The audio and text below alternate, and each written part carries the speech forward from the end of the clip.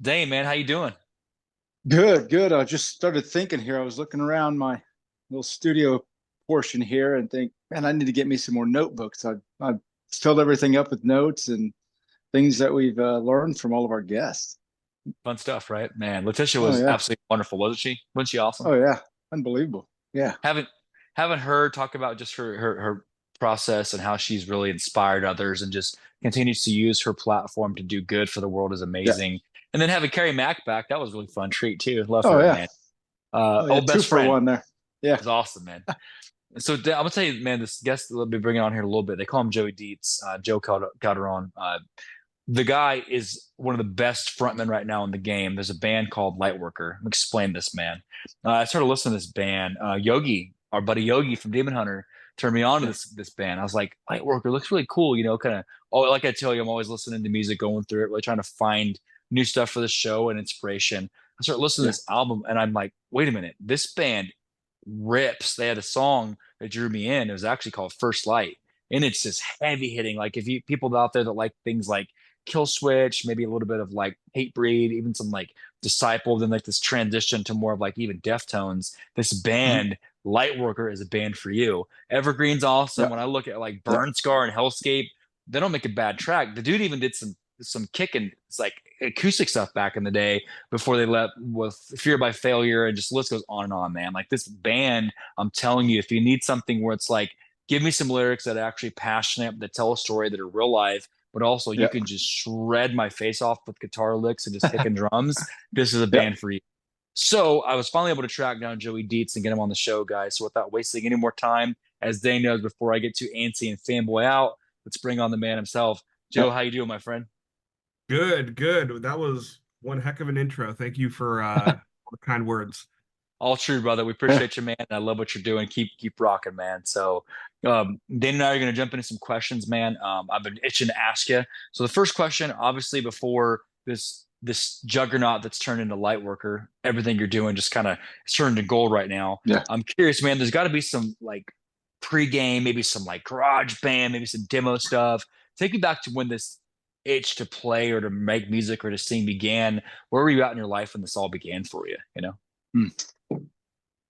Well, I would say I've been singing ever since I was like a little boy, like ever since I was in kindergarten. I grew up singing in choirs and stuff like that. Um and I've just always loved music. Which is kind of funny because there's nobody in my family that's like knows how to play an instrument or has any like proper like singing background or like that. But Mhm. um I would say, like early on there was that. And then I guess Lightworker actually kind of happened by accident. Um Me and my old drummer, or our current drummer, Ryan, we were in a previous band together that kind of just fell apart. Yeah. And Yeah. there was one song that was left over from the writing session, and I asked my friend, I was like, "Yo, is it cool if I give you this bass and you record?" Because he was really good at recording this song, and then I'm just gonna put it out there and see what happens, or just I just want it out there, because Okay. that's a wasted idea. And I'm not typically the kind of guy who writes songs front to back by myself. Like I usually contribute like a couple of guitar riffs and whatnot during the writing process, but I've never been the kind of guy who's like, oh, I've got like the verse, chorus, and down, and then like or Right. whole song. Um, but yeah, so we worked on the one song, and then we started and we kept writing together. And Nick is no longer in the band, but he's still one of my best friends. And you know, uh, and then Ryan was the original drummer. He quit, but then he came back. Yeah. And then Grace is an original member too. And right now we're just in the process of trying to find the final couple of pieces, but that's kind of like, I guess, at a very high level, Yeah. we I got began. you. So I'm Mm. curious, man, because I know like Dane laughs because he's heard me. I never at your level, man. I've tried. I stopped I realized about 12 years ago this is not going to be a career for me. But I've got those demo days of me and my boys playing, the garage scene, the first two albums that we did, pressed it ourselves, the whole thing. Do you ever is there demos out there that maybe one day we'll get to hear, like maybe in a vinyl special edition down the road, stuff like that, or from the Um, vault? I'm trying to think. To be honest with you, I think everything that we've created has actually turned Love it. into a song. Oh, Oh, nice. there is one song, but like it from the Fury by Failure sessions, their first album, but that'll never be released. Like Understood. Yeah, yeah, it's not happening. I don't even know if Grayson still has the files for that song. That was a song that he wrote. Um, and but that was actually, so fun fact, there was a bonus song that we had in our back pocket because we didn't know we were going to get signed. So Mm. we had like written this other song, and it's called Beyond the Pale, and it's track 9 off of Fury by Failure. But Oh yeah, it's great. thank you. Yeah, it's actually one of my favorite songs off of that record. But and it wouldn't have made it if officially on the record if this other song wasn't like cut from it, from the record. And even the song that was cut, even the producer was kind of like, dude, this song's kind of boo-boo, like Got you. Not so, happening, man. It's just not happening. I got you. yeah. One day though, man, there's gonna be Yeah. like a A special B edition. side. Oh yeah. Yeah, let's Some B go. Go sides. There's always room for those. go ahead, Yeah, man. I think it got as far as like all the music was recorded, and I think we had like some like parts tracked on vocals, but I think once he turned around and he was like no, and then we were just like okay. So yeah. Okay, got you. Go ahead, Dane. So whenever you guys started, getting a little bit more confidence, playing with each other, writing, what are some of the first things that you guys had done? Were they parties or were they just gigs at different places? Where did you guys start cutting your teeth to perform in front of crowds and things like that? It's good. Well, yeah, that's a great question. And it was a little bit different for us because we're a little bit of an older band, I guess, Hmm. like age-wise. Like Hmm. so it's because I would say like, most guys like they're anywhere in their late teens to mid 20s, and we're all in our 30s. So Hmm. Yeah. so we had experience and whatnot playing locally. Some of us actually toured with bands like Fuel and Hmm. Islander and whatnot, like and so we had varying levels of experience. So our very first show was actually opening up for one of Johnny Craig's bands. Okay. Um, Okay. I think they're called Rain City Drive now, and he's not even in the band anymore. But back then they were called Slaves. But yeah, so that was our very first show. I think Dane, yeah. our second show ever was opening up for The Ghost Inside. Wow. Okay. What is, yeah. Yeah. Okay. The So scene, man. Got you. yeah, Yeah. we got we got really lucky. Like I said, since we were older, we had been around in the scene for a while. Yeah. Like folks kind of knew that like, hey, we're not like just showing up like asking to borrow gear and stuff. Like people Yeah. knew. We're ready to go. Yeah. Yeah. Professional, man. Yeah, I got you. You said, dude, I know Mikey. Mikey's my boy from Islander. I love that dude, man. It's cool. You know, Mikey. It's awesome, dude. Grayson, Islander. It's I've cool, I've dude. never Oh, actually, okay. Got you. Okay. Yeah. but yeah, but Grayson Uh, knows him. I'm with you. Yeah, good dudes, man. Me and Dane still talk about a story they told us, man, where, like you said, one of his best shows was like 20 people and they're all on stage. They were just raging on stage, like mosh pitting on the stage, just Yeah. getting down. So good people, man. But yeah, so Yeah. influence, man. Like when that's a great question, man. So I like the way you're coming about it, to where it's like you're coming into this with already some life experience, and like you guys already Yeah. have some stories to tell. In my opinion, that's why I think this album has hit me so hard too, because like when I listen to the lyrics, you can tell this isn't like again, no offense to the scene we grew up with, but this isn't like a 5 minute breakup song or things like that. This is deep. Like the lyrics on this are like life, overcoming struggles, dealing with things that kind of actually are deeper than superficial. When I listen to the album start to finish, I can tell you're talking about actual life, man. So the influence that you're spreading, no wonder people are like, it's heavy. And it's not Yeah. just the music, like the lyrics are heavy, the content's Yeah. heavy. I'm curious, man, when I listen to you, like I told you when I was kind of texting you back and forth, I hear a little bit of things. Like I said, I hear some of that Jamie Josta, I hear some of that, a little bit of Kill Switch. Jesse is what I hear. Obviously, like I told you a little bit about Deftones, but I don't know, man. I don't want to speak for you. Who's your influences? Two or three of your artists that influence you, you know? Jesse Leach from Kill Switch is definitely I would definitely credit uh Kill Switch Alive or Just Breathing, like that Yep. album for that was one of the I would say that was one of the two albums that really like put me on the right course in life. That at the time. Um and then in terms of I guess other musical influence, I guess the first rock band I ever heard, I'm first generation here. So my mom didn't listen to like classic rock or anything like that or classic hip hop. Like for her, it was like traditional Latin music, or like rancheras and stuff like that. Or it was stuff like that was poppy on the Yeah. radio, Yeah. or Mm. or it was classical. Mm. So I was really drawn to classical music, and I think that's part of the reason why I'm a metalhead now, because there's so many similarities Yeah, between the for two sure. genres. And so I would say if anything, Tchaikovsky probably has like a big hand in why I like metal, because like if you listen to some of his pieces, they're pretty heavy. Um That's awesome, dude. Yeah. but the first rock band I ever heard was Third Eye Blind. And then Okay.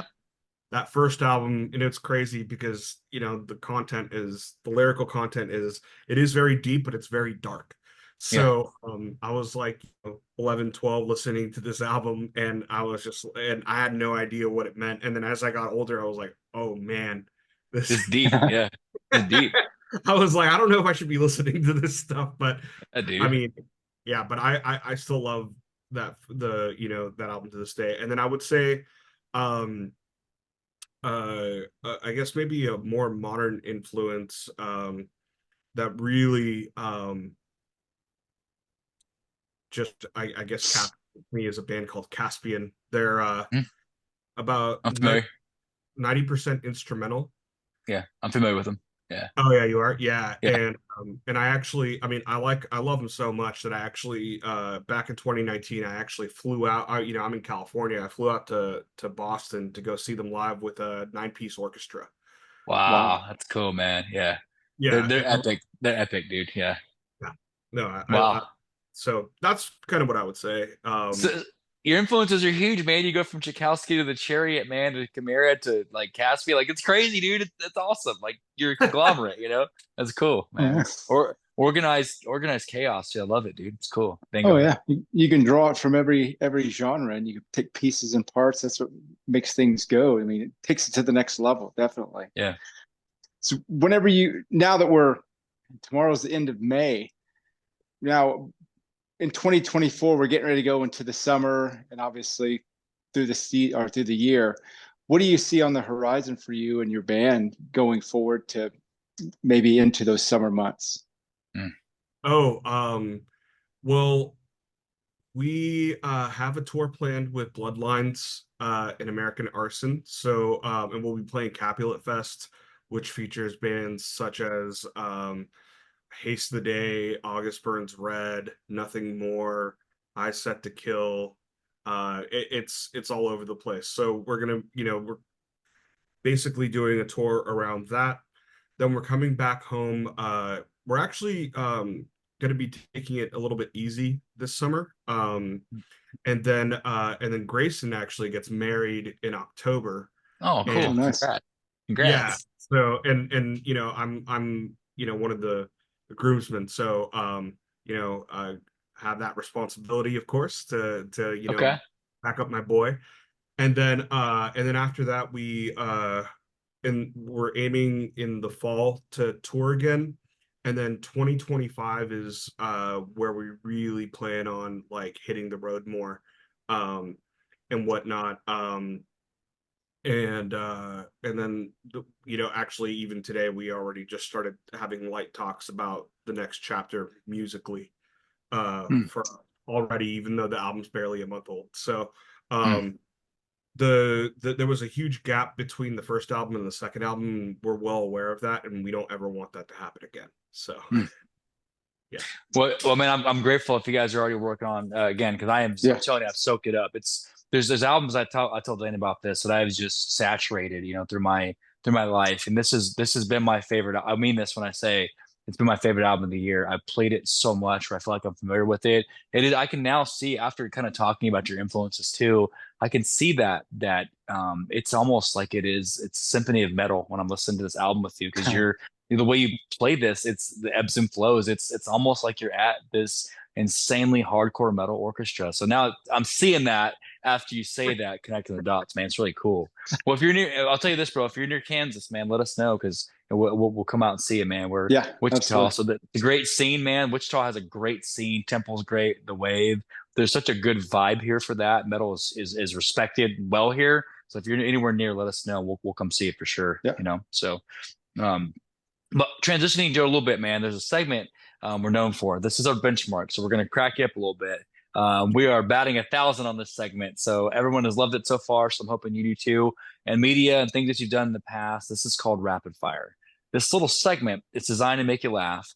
We've got 5 questions that we're not going to give you the questions to. We're going to spit it out, and you have to pick what you think is right. There's no wrong answer. You go with the flow, you pick one, and me and Dane will tell you what we think you were going to say. We're kind of betting on you, basically. That makes sense? So, okay. Yeah. Basically, I just say what's on top of my mind. Yeah, I'm going to give you a question, an A or B, and you pick one of the two. You have 2 choices. You go with rapid fire A or B, and what I'll do is we'll tell you what we think you're going to say. We're going to bet on you. What we think based off your personality. We're trying to pick your brain based off your personality. So pick A or B when I present these questions, okay? So okay, sounds good. So Joey Deets rapid fire. So here we go. So obviously, with the time frame of music you spoke of, Third Eye Blind's perfect. You and I were both kind of children of the '90s, early 2000s. That's our era. So you get transplanted as the artist that you are now back into 1999 to 2002. There's a gap of 4 years, and they say, hey, you can be responsible for writing one of these 2 just iconic jams of the decade, if you will. You can be responsible, this is going to be a hard one, for writing All-Star by Smash Mouth. You can be credited for that. Or you can be responsible for Bring Me to Life by Evanescence. Both great in their fields. Bring Me to Life, All-Star, which one are you going with? Ooh, man, that's a good one. I'm going to have to go with All-Star. Let's go. I had All-Star, Dane. How about you on that? No, I had Evanescence. Let's go. That was a tough one, man. That was tough. That's tough to pick those two, man. Got you. This next one, I promise you, this is gonna stump you, Joey, because I love your vocal style. I love that grit that you have, where you can vocalize aggression. So this next one, legendary hard question. I feel bad for you. Same vocalist that you are now. Metallica approaches you and says, hey, we're doing an album tour. We want you to only be there for this album tour. We're going to present 2 albums, and you can choose which album you fill in for James on, and you sing album start to finish on. Okay, album tours, that's a thing. So you can fill in and be the singer for the Black album tour. Love that album, of course. Or you can fill in for the Saint Anger album tour. Black, Saint Anger, where are we going? Saint Anger. Let's go. I had that one. Dane, how about you on that? These are tough questions. Now I put the Black album. Yeah, that's it. I had you for that, Joey, because with you saying the age group, that's, in my personal opinion, that's my favorite album by Metallica. So I kind of had you for that one. So 1 for 1. Dane, we're tied 1 for 1. Dane, here we go. So, okay, next one, Joey, on this. So you're gonna be asked to go something completely different than metal.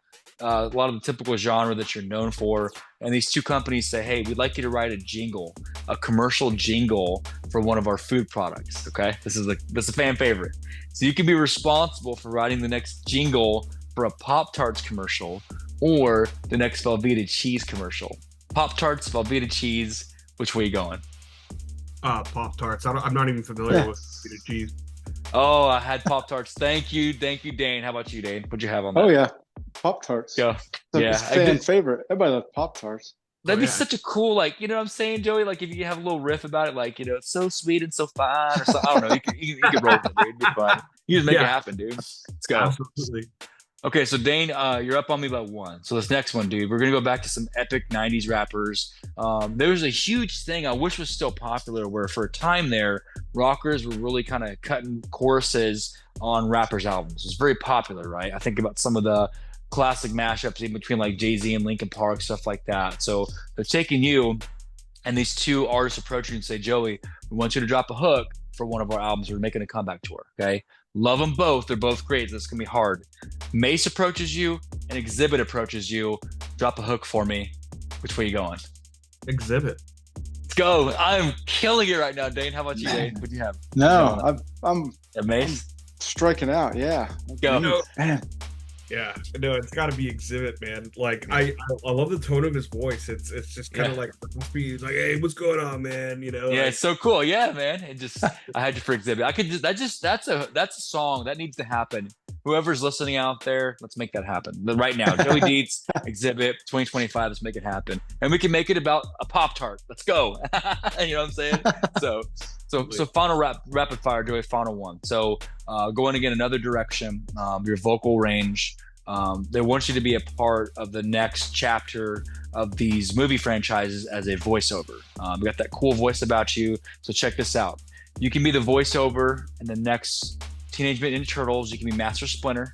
You can be that voiceover, or you can be the next voiceover for Optimus Prime. Master Splinter, Optimus Prime. Which way you going? Master Splinter. Let's go, Dane. I got him on this. I did. How about you, Dane, on that one? Oh man, I had Optimus Prime on that. Let's go. I beat you, Dane. I beat you. You've been on a roll, man. So 3-2. I beat you, Dane. Let's go. Yeah. Well, I had to come to an end. He's been beating me for like the past 10 interviews, Joe. So, man, hopefully in interviews in the past, things like that, it's just something a little different that you haven't had. So, rapid fire, thanks for being a good sport. Okay. But oh, yeah, that was fun. Yeah. Love it. Then go ahead with that final part. On this final segment, Joe, we called it open mic. We open up the floor to our guests to maybe talk to some of those younger viewers and listeners to hopefully give them a word of advice or maybe a philosophy. Is there something that you've kind of carried through or a philosophy that you followed through your musical career to kind of help you get over some tough times or maybe persevere through things, or maybe it's just something to keep you going that you can maybe pass on to that next generation of artists or athletes or whatever they choose to do? Yeah.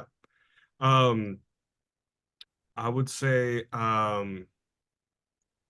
that's a really good question. Because I like a few different things come to mind. I would say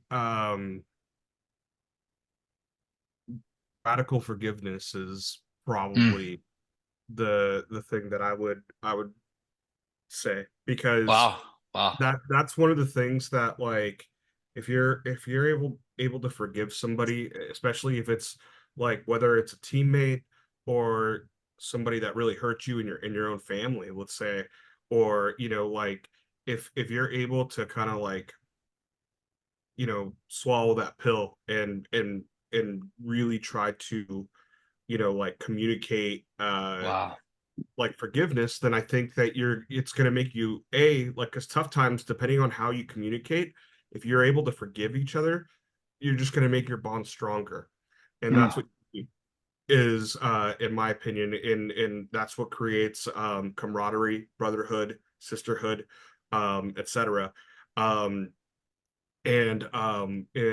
sometimes forgiveness, though, is also one of those things where it's like, hey, I forgive you, but I gotta walk away. And I think it's healthy to know when you've got to walk away from something. Yeah.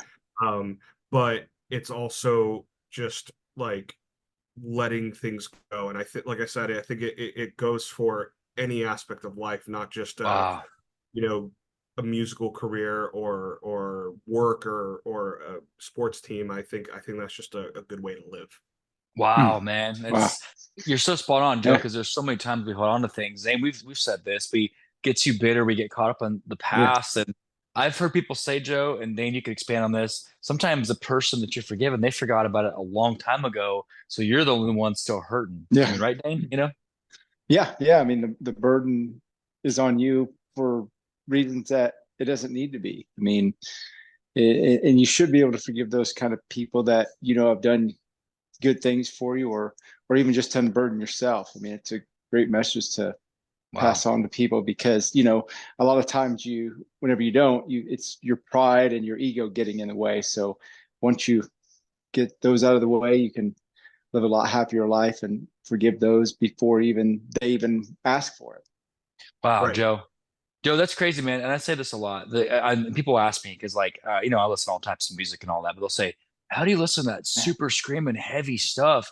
I'm like, if you listen to the lyrical content, it's actually a lot Yeah. about forgiveness and relationships and moving on and loving others. It's like you hear this, but do you really hear it? So, like, and that's what your Yeah. album is. I keep going back to this. It's chock full of real life. And I'm telling you guys, as I close this, you guys got to go listen to How the Beautiful Decay. It is like Joe embodying this message for this generation. Hey, you got to love, you got to let go, you got to move on, you got to persevere. You got to know like when to be loyal and when it's like, okay, take a step back, as you said, but still forgive. So Joe, you're wise beyond your years, man. I promise you your art is next level, dude. We absolutely love it. So Yeah. Appreciate it, man. Thank you. So, Joe, man, as the tour gets going, like I said, man, good luck on the road, the days ahead. Hope you guys have some great shows. If you come anywhere near, obviously give us a shout. We'll be in touch. I'll keep Yeah. in touch, of course, and we'll get this out as soon as we can next couple of days. We'll be in touch, man. But let this be the first of many. Don't be a stranger. Now that you've been on once, come back as we drop more content. This show is an open platform, and we're fully supporting you along your journey. Yeah. Okay. Absolutely. Oh man, yeah, that's great to hear. And yeah, when next time we hit up the Kansas area, yeah, I'll definitely make sure that I nudge you guys and Yeah. yeah, hang out. Give me a shout, bro. We'll be in Excellent. touch, man. Get some rest. Thank you for your time, and we'll Yeah. get this out soon. Let's stay in touch and much love. Okay. So Yeah. Alrighty. Thank you. thank you, All right. brother. Thank Much you. love. Take Take care, care. dude. I'm telling you, man. Joey Dietz, man. I love this dude. Dan, what'd you think of him?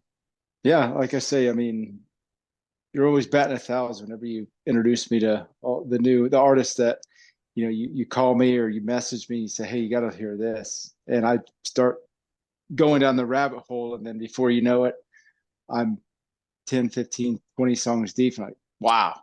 Yeah. So I mean, I look forward to listen to more, and just diving into the lyrics and kind of breaking everything down. But what a what a person they have leading that group, and Joey. I love this dude is fantastic, man. It's just there's something about when you catch like we think about the greatest like the great albums of all time, right? And I'm not trying to be pretentious here, but we think about things like the Black Album, or we think about Abbey Road, or you're going through time frames and the stuff that we say in any genre. I think about the Blueprint from Jay-Z, or I think about some of the great country albums.